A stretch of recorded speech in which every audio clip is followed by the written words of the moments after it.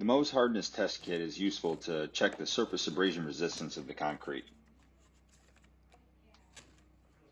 This floor looks like it's pretty hard based on the shine and the color of it. Scratching it with a 4 and then trying to scratch it with a 5, there's no result.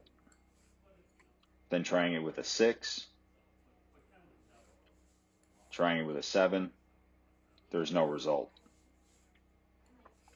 Then grabbing the pick number 8, it can actually be heard the scratching that's taken place. So that means the slab is between a 7 and an 8. The tools being used are 2532 seg medium bond. This is a good general purpose tool for cutting medium to medium hard concrete.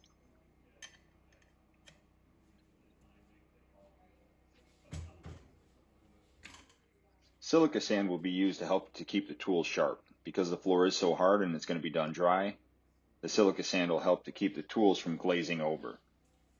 Silica sand is simply just broadcasted over the top of the concrete. Approximate coverage is 50 pounds for 1,000 square feet, so it's just a dusting of the surface. Water is applied from a pump sprayer. A basic pump sprayer will do just to get a water mist over the top of the floor. So really nothing special to deliver the water to the floor to help weight down that sand.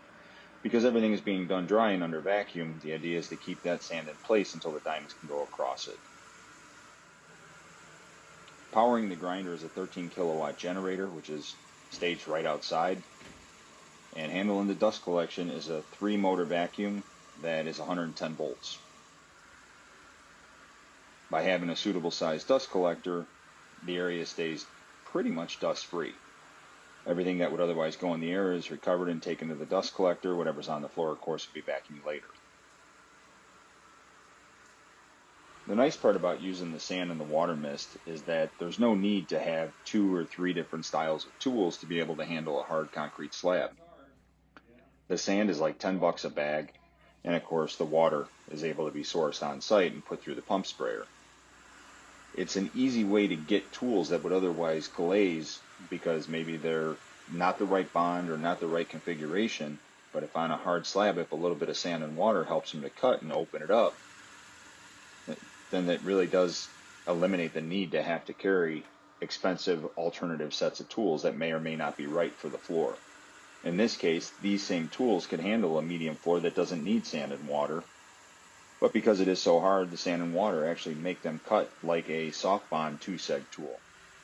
So it cuts down on the amount of inventory that has to be carried to a job. It makes it a lot simpler for the operator, which is why anytime a machine goes out without understanding exactly what the floor is going to be presenting as far as hardness, and there's really no way to know until the grinder is started, having the water and sand along for the ride will make it so that the operator is fully prepared for whatever the floor might throw at him. And that's about it. This job was about 1,000 square foot, had 8 or 9 rooms, and was done in about 4 hours.